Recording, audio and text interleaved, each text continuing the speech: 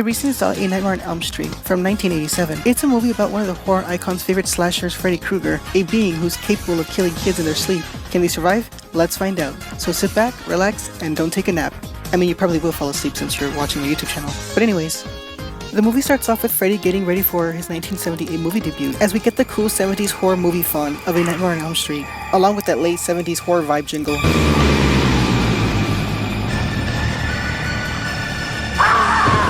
We start our first nightmare on a girl named Tina. She goes to a high school for goats.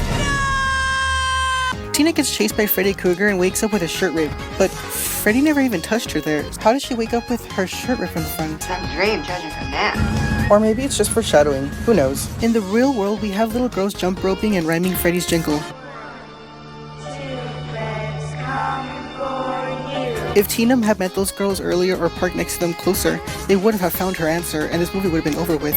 Tina and her friends stay over to accompany her since her parents are out for the town. They start sharing the dreams that they had last night, how a coincidence about a man with razor blades for fingers keeps chasing them. I dreamed about a guy in a dirty red and green sweater. Oh, he scraped his fingernails along things. But they made a horrible sound. It's like, scream. And then they hear a noise in the back and they send the guy out, but what was the point since he would have just died? Look at this scene. Ciao, ciao, ciao.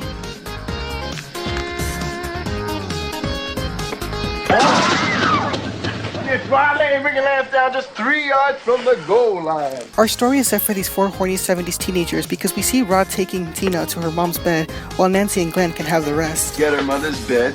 You guys got the rest. Unfortunately, Nancy being the pure one, she gives Glenn blue balls We're here for Tina now, not ourselves. and had to hear his best friend nailing his girlfriend. Rowdy sucks. Jesus Christ, how does Nancy sleep through this? And why didn't they just leave? How did Rod even know that Tina would be alone? And how did he get in her house without even Tina's knowledge? And how is she okay with this? I have so many questions for the 70s. Jesus Christ, Tina is such a sinner. No reason she's Freddy's first target. Nancy wakes up with a crucifix falling next to her, but she can't wake up with all that noise next to her in the walls.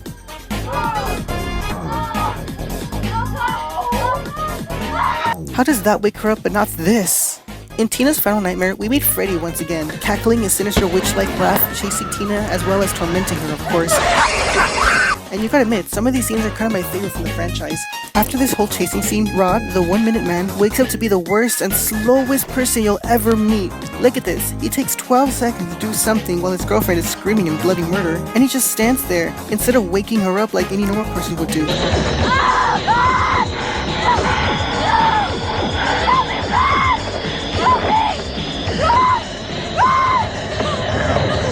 12 seconds later. If you think that's bad, guess what? Nancy is still asleep. How the hell is she still asleep from all that? And how does the crucifix fall when nothing's banging on the wall when they're having sex or when she's literally flying over the room? But anyways, Tina dies and Rod flees the scene. We have Nancy trying to get the door open, but I guess she couldn't open it even though Glenn opens it like it's freaking nothing. The next morning, Nancy goes to school and she sees Joe Biden stalking her. He probably wants her to get her vote. And she then gets kidnapped by Rod. Wait a minute, how does he know Nancy would be there? Just like the night before. His dialogue made no sense. I think he might be in the closet because, well, what the hell was this response? The door was locked from your side. Don't look at me like I'm some fucking fruitcake or something. And then Nancy's dad shows up. No! God damn it, Nancy. I would have shot Nancy in the face. Jesus Christ. He then gets captured and then Nancy heads to school just to fall asleep, where she sees Tina. She runs into a Freddy Krueger sweater-wearing hall monitor, which Nancy gives the best response. Where's your pass? Screw your pass. Which the hall monitor responds. Hey, Nancy. No running in the hallway.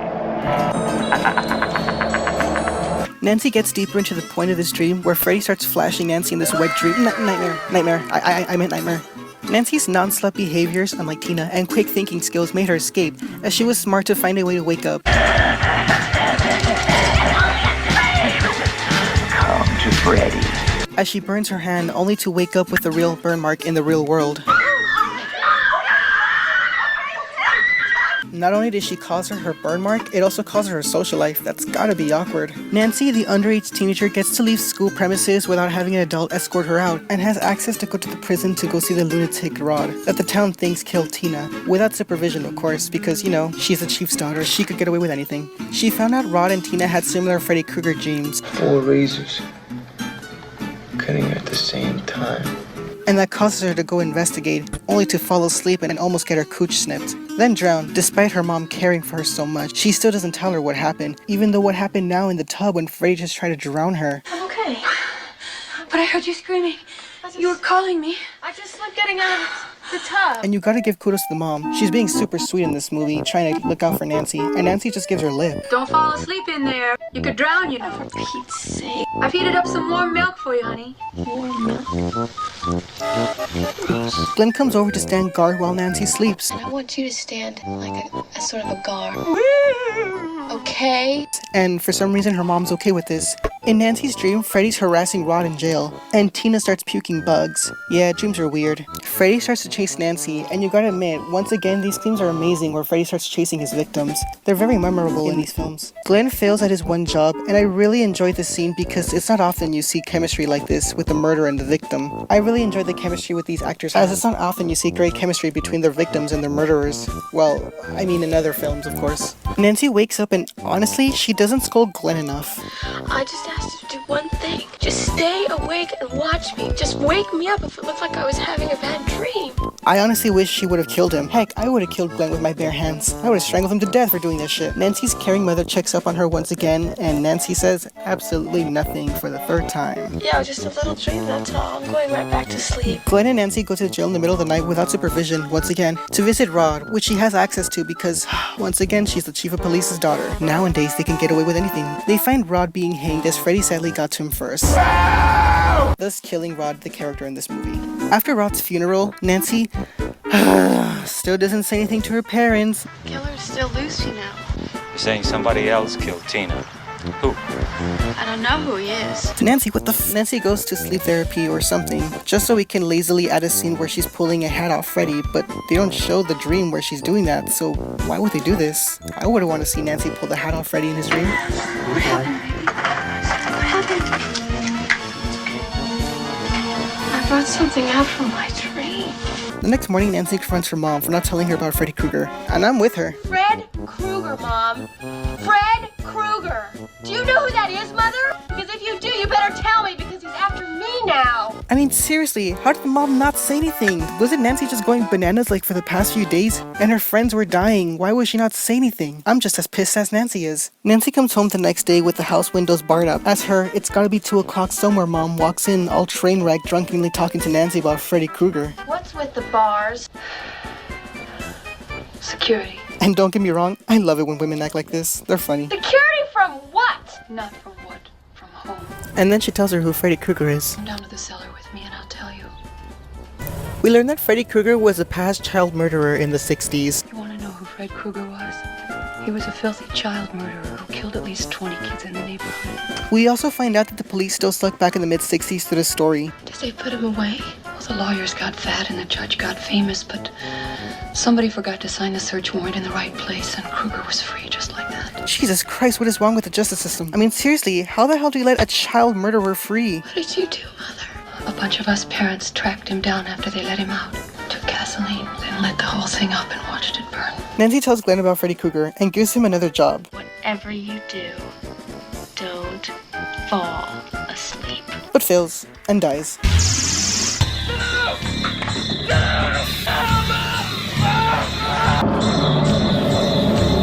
But before he died, he was told not to fall asleep at 11:42. Also, why would she assign her boyfriend this task if he didn't succeed the first time? You bastard. What'd I do? Nancy keeps checking up on Glenn, but realizes that Glenn isn't the only one asleep. What? I'm your boyfriend now, Nancy.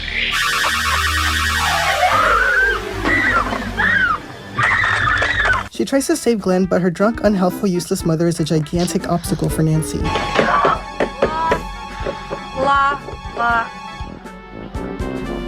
I locked it all up. It really confuses me how a mom like this randomly acts so differently. It honestly perplexes the audience. And don't tell me alcoholism is the reason why she's acting like this. Look, she even foreshadows her death. Nancy, you are going to get some sleep tonight if it kills me. That sucks. And all she wanted to do is help Glenn. Poor Glenn. After Glenn's death, she calls her dad, who's on the crime scene. And after hearing his own daughter about Freddy Krueger, despite all the evidence and death, her dad brushes it off and ignores it. And I want you to be there to arrest him when I bring him out, okay? Yeah, Nancy sets up the traps. She tells her mom goodnight and then falls asleep. Wait a minute. The last time we saw the time, it was 11:42, and during that time, Nancy talks to Glenn, Glenn falls asleep, Nancy falls asleep too, Glenn dies, the ambulance and the police arrive, Nancy talks to her dad, then sets up the pre-Home Alone booby traps, kisses her mom goodnight, and you're telling me it's only 12:20 a.m.? So you're saying Nancy did all of that in under 30 minutes? How is that possible when police in the real world always respond to a crime in over 30 minutes? And how come she didn't tell her dad that her mom trapped her in her freaking house? And also, why does it say 9:30 p.m. when the camera zooms in on Nancy's watch? Shouldn't it say 12:20 a.m.? Nancy falls asleep to enter her final nightmare on the search to bringing Freddy Krueger into the real world. You honestly gotta admire her bravery to stop Freddy as she puts up with his shenanigans once again.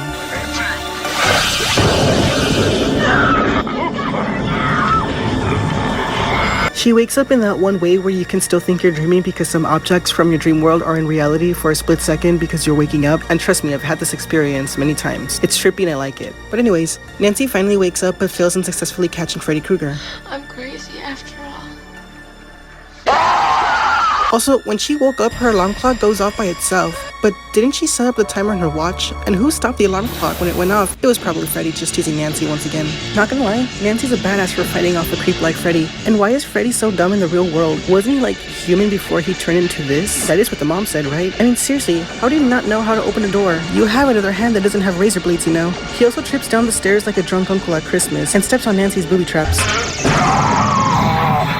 Also, why would Nancy make explosions inside the house? Her mother could have stepped on those, you know. That's very unsafe, Nancy. What do you have to say for yourself? I'm into survival. And during all this, we have the brilliant cops not doing anything. Even after they hear the chief of police's daughter Nancy screaming for help, breaking windows, more shouting and glass breaking, viewable assaults, explosions, and Nancy gives the best response. Everything is gonna be alright! Nancy leads Freddy downstairs to recklessly set him on fire, while carelessly not being unaware that she can burn the house down, along burning others with it. The smoke in the house finally gets a cop's attention. Maybe I better go tell the lieutenant. But I don't think he ever does tell the chief, because the chief responded without anyone telling him, but his screaming daughter. I did it! Please hurry! Parker, I need some help here! Jesus Christ, I think this one cop is the actual villain in this movie, because he never told the chief anything when Nancy politely asked. And the chief himself told him to guard Nancy, and he never did. Go outside and watch my daughter's house. If you see anything funny, call me. I think he wanted her dead, but honestly, can you blame him? I mean, she's always interfering with police work and harassing the folks down in the station. Garcia, I've got to see Rod Lane again.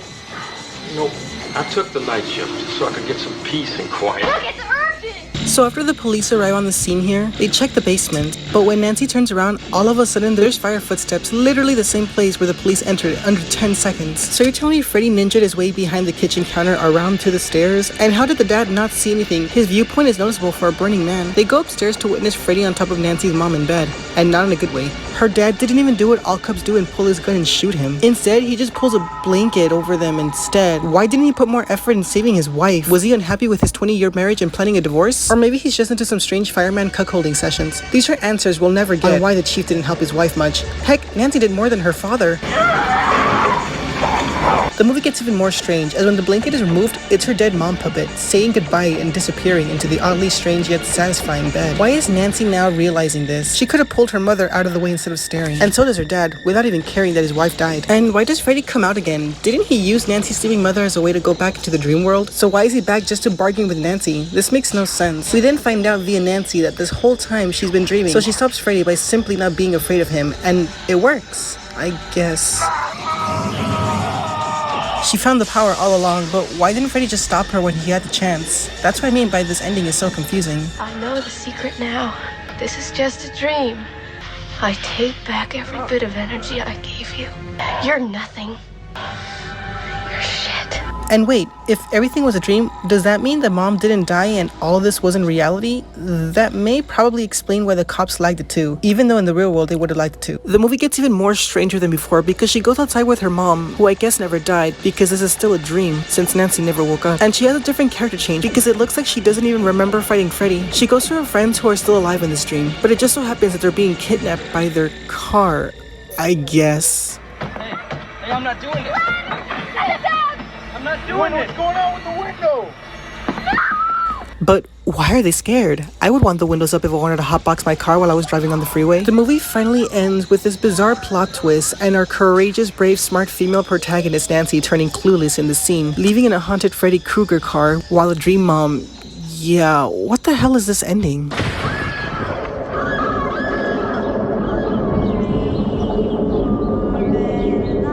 And that was A Nightmare on Elm Street. Phew.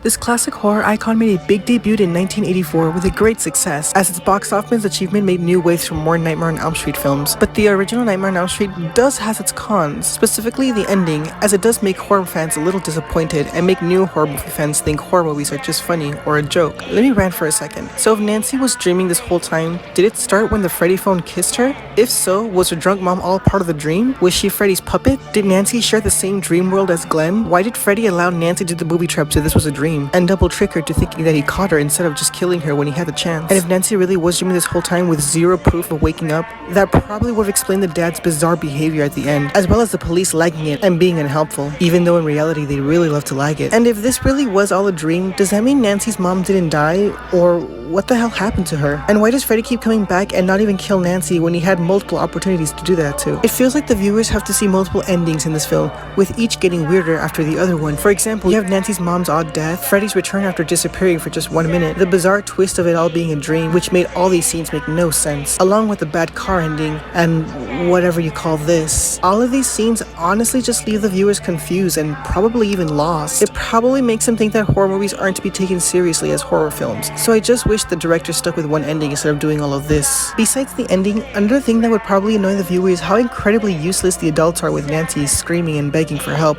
But since it was all a dream, then that probably explains it. But I could be wrong. The movie has a great pace with its length time, and it would leave you pretty entertained for a 1984 film. You'll enjoy Nancy's misfortunes of having to deal with sneaky bastard Freddy Krueger, along with their chases and fights too. And you'll get plenty of Freddy Krueger played by the legendary Robert Englund, who does a freaking good job symbolizing a true horror movie icon, and you gotta acknowledge the creativity and originality of the character. His story and origin left many generations entertained, as many horror villains had the same formula at the time, with A Nightmare on Elm Street doing something completely new and outside the box, and sparked its horror icon phenomenon. So with all that out of the way, I give A Nightmare on Elm Street 8.5 drunk mothers out of 10. A Nightmare on Elm Street is a great original film. It will leave you invested about the characters, but just don't let their actions at the ending confuse you. And if you enjoyed your time here, please leave a like and subscribe, as it can help this channel grow. And if you have any movie suggestions, please leave a comment and see what I could do next. I'm really interested to see what movies and recommendations I get, and hopefully your comment will be turned into a video. It's a small channel, so anything can happen. But anyways, thank you so much for watching. I honestly didn't know this video would be this long, but I'm ready to take a nap right now. Have a good day, stay safe, and most importantly, stay tuned. Bye.